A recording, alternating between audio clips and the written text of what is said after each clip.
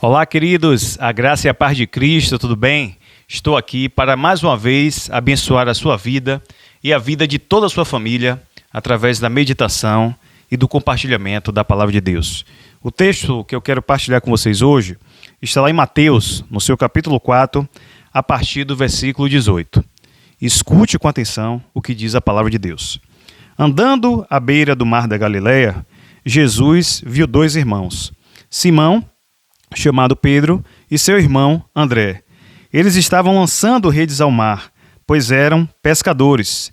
E disse Jesus: sigam-me, e eu os farei pescadores de homens. No mesmo instante, eles deixaram as suas redes e o seguiram.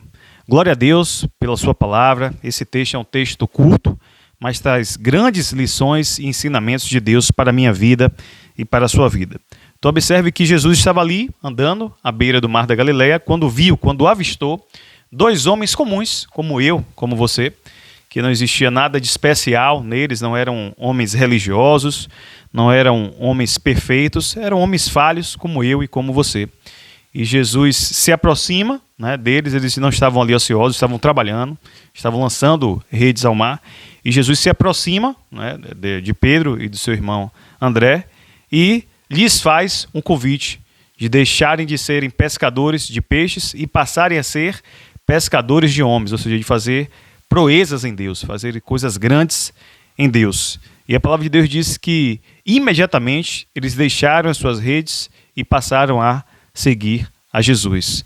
E a palavra de Deus para a minha vida e para a sua vida é: será que eu e você temos tido esse desprendimento que Pedro e André tiveram, de deixar, entre aspas, as nossas redes e seguir a Jesus?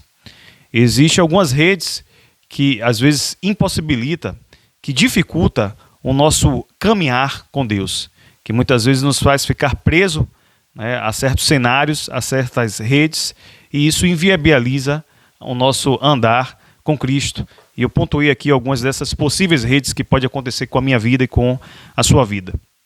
A primeira rede aqui que eu trago, que pode nos limitar, nos privar de avançar em Cristo, de atender o seu convite, de caminhar com Ele, de ser trabalhado por Jesus, por Deus, pela pessoa do Espírito Santo, é a sensação de culpa. É o foco nos erros do nosso passado. Muitas vezes o inimigo das nossas almas fica soprando no meu ouvido e no seu ouvido, falando: olha quantas besteiras você já fez no seu passado, olha o seu histórico maculado, você não é digno de Deus. E isso vai ali, muitas vezes entrando no meu ouvido, no seu ouvido, caindo no nosso coração, na nossa mente, e muitas pessoas realmente creem nisso e se acham totalmente indignas de Deus, tá bom? Eu amo quando Jesus disse que Ele não veio para os sadios, Ele veio para aqueles que se consideram doentes, tá certo? Então, se você se considera uma pessoa falha, pecadora, assim como eu também me considero, Jesus veio para mim e para você. E olha que texto magnífico da palavra de Deus, está registrado em 2 Coríntios, no seu capítulo 5, versículo 17. Diz assim: se alguém está em Cristo, nova criatura é. As coisas velhas já passaram, eis que tudo se fez novo. Então, quer que eu aprenda aqui, meu querido e minha querida? Quando a gente verdadeiramente se arrepende dos nossos pecados e busca em Deus uma nova vida, busca na pessoa de Jesus uma nova vida, isso é possível, tá bom? Ele nos torna nova criatura e todo o nosso passado, por mais maculado que tenha sido, fica no mar do esquecimento e a gente passa a viver uma nova vida em Cristo, tá bom? Então não deixe, entre aspas, que essa rede dos erros do passado, da sensação de culpa, do remorso, fique limitando você de avançar em Deus, de avançar em Cristo, tá certo? Outra possível rede que acorrenta muitas pessoas é a rede da falta de liberar perdão. A rede do ressentimento, do rancor. Pessoas que foram lá no passado maltratadas, feridas por alguém, fica ali carregando aquela mágoa, aquele rancor, aquele ressentimento e adoece no seu corpo físico, adoece na sua alma, adoece no seu espírito e são privados de avançar em Deus. Observe que quando Jesus vai instruir, vai ensinar os seus discípulos sobre a oração, ele ensina a oração do Pai Nosso. E existe uma parte que nós declaramos assim: Senhor, perdoa os nossos pecados, assim como nós perdoamos aqueles que nos devem, não é isso? E o que é que a gente está dizendo para Deus? Deus, me perdoe à medida que eu perdoo as pessoas. Então, se eu não libero perdão para as pessoas, eu também não sou alcançado pelo perdão de Deus. Entendeu como isso é forte? Então, se você até aqui tem guardado rancor, ressentimento, ódio no seu coração, liberte-se disso a partir de hoje. Joga isso fora, tá certo? Joga isso fora para que você possa avançar em Deus, avançar em Cristo. Deixe essa rede da falta de perdão. Outra rede que acorrenta muitas pessoas e que muitas vezes impede elas de viverem tudo aquilo que Deus sonhou e planejou para as suas vidas é a rede de realização neste mundo a todo e qualquer custo. Pessoas que querem ter status desse mundo, querem ter a glória desse mundo, estão ali obcecadas pelo sucesso que é pregado, pela vida ali de aparência nas redes sociais, tudo quer postar, quer ostentar, e muitas vezes querem protelam a relação com Deus, protelam uma busca de intimidade com Deus, em virtude de realização neste mundo, a realização imediata. Então, não são poucas as pessoas que eu já ouvi dizer assim, olha, eu creio, né, em Jesus, creio que Ele é o Filho de Deus, mas nesse momento da minha vida eu quero me dedicar a isso. E aí depois é que eu vou buscar a Deus, depois que eu ajustar isso aqui na minha vida, é que eu vou me dedicar a Deus. A questão é que a gente não sabe o dia de amanhã. A palavra de Deus diz que nós devemos buscar o Senhor, nosso Deus, enquanto se pode achar. Se a expressão diz que é enquanto se pode achar, é porque existe o contraponto. O contraponto pode acontecer de algum momento a gente buscar a Deus, desejar buscar, e já não vai ser mais possível, tá bom? Então aproveite que você tem saúde hoje, que você está respirando, que Deus está permitindo que você tenha vida, e faça essa decisão hoje de buscar a Deus, de viver tudo aquilo que Ele tem para mim e para você, tá certo? Deus não tem nenhuma objeção a você ser dedicado nos seus estudos, dedicado no seu trabalho, né, de você querer fazer o seu melhor. A questão é que isso não pode ser um Deus para mim e para você, isso não pode ser um ídolo para mim e para você, querer sucesso, né, e realização e prosperidade a todo custo, ainda que isso nos custe a família, nos custe a paz interior, nos custe a saúde, nos custe o momento com Deus, tá certo? No reino de Deus, a logística é outra, a lógica é outra. A lógica diz que nós devemos buscar ao Senhor nosso Deus e todas as demais coisas vão ser acrescentadas. Então busque primeiro o reino de Deus e a sua justiça. E todas as demais coisas vão ser acrescentadas na minha vida e na sua vida. A palavra de Deus diz que Ele é Pai.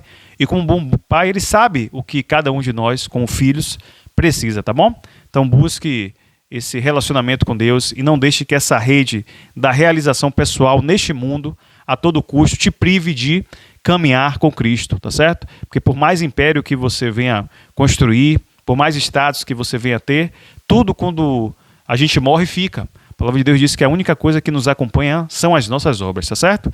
Então guarde seu coração em relação a isso. Outra rede que tem limitado muitas pessoas de avançar em Cristo são as redes dos relacionamentos, das amizades, que muitas vezes te afastam de Deus. Existem pessoas que entram na minha vida e que entram na sua vida e que, ao invés de nos aproximar de Deus, querem nos afastar, querem fazer convites, né? Trazer propostas que vão nos afastar de Deus. Quantas e quantas pessoas às vezes se encanta, né, pela aparência de uma pessoa, começa a namorar, né, encantado ali pela aparência, e à medida que vai namorando percebe que aquela pessoa não partilha dos mesmos valores que o seu, e mesmo assim você vai segurando naquela relação, e depois está dentro ali de uma relação que não agrega na sua vida, tá bom? Então também se liberte se você tiver possivelmente com amizades que venham a ser destrutivas na sua vida, que além de não buscar a Deus, te desencoraja a buscar, que além de não quererem buscar a Deus, faz com que você se sinta mal ao buscar a Deus, né? Então a mesma coisa em relação ao namoro. Está namorando com alguém que não tem os mesmos princípios e valores que você, que além de não ter esses princípios, buscam diminuir isso em você, busca tirar o seu desejo, a sua vontade de buscar a Deus, de orar, de ler a Bíblia, de se relacionar com Deus, né, de estar ali com irmãos da mesma crença que a sua, para fortalecer a sua fé. É importante que você reveja isso, tá bom? E jogue fora esse tipo de rede que pode comprometer a sua eternidade com Deus, tá certo? E para fechar, esse é um ponto que possa inicialmente até soar como paradoxal, mas uma rede que a gente precisa deixar é a rede da religiosidade, a rede da tradição. Jesus não veio a esse mundo, meu querido e minha querida, para fundar uma nova religião. Jesus é o próprio Deus, é o Filho de Deus, é o Deus encarnado. Então, ele não veio fundar religião. Tire isso da sua cabeça. Quantos de nós, muitas vezes, nascemos em um lar em que é praticado determinada crença, é praticado determinado credo, e se fecha totalmente para, por exemplo, ter acesso à palavra de Deus, ler a Bíblia, porque naquela família a religião ensinada foi aquela, tá bom? Então, eu peço que você reveja isso, tá certo? Comece a meditar na palavra de Deus, leia a Bíblia, peça a Deus para se revelar através da palavra dele para você. Eu tenho certeza que ele vai ouvir a sua oração. Peça ao Senhor Jesus para se revelar através da palavra dele para você, ao Espírito Santo de Deus para trazer revelação ao seu coração, e você com certeza vai ser alcançado por isso, tá certo? Então, era isso que eu queria trazer. Que Deus tenha misericórdia da minha vida, tenha misericórdia da sua vida, que assim como Pedro e André tiveram esse desprendimento de imediatamente deixar as suas redes e passaram a seguir a Cristo e viveram algo grandioso em Deus, tão grandioso que passados-se mais de 12.000 anos, estamos aqui, meus queridos, gravando uma mensagem sobre esses dois homens comuns, mas que atenderam o chamado de Cristo e viveram algo especial, algo extraordinário em Deus. E é isso que Deus deseja para a minha vida e para a sua vida, que eu e você venhamos experimentar coisas extraordinárias nele e que as nossas obras possam reverberar com o passar dos anos e das gerações, como aconteceu aqui com Pedro e com André, tá bom? Então eu vou ficando por aqui. Muito obrigado pela sua atenção, pela sua escuta. Se essa mensagem de alguma forma contribuiu para o seu crescimento, eu te encorajo a compartilhar com outras pessoas, para que a palavra de Deus alcance outros corações e vidas sejam transformadas. Um forte abraço e até o próximo encontro, se o nosso Deus assim permitir.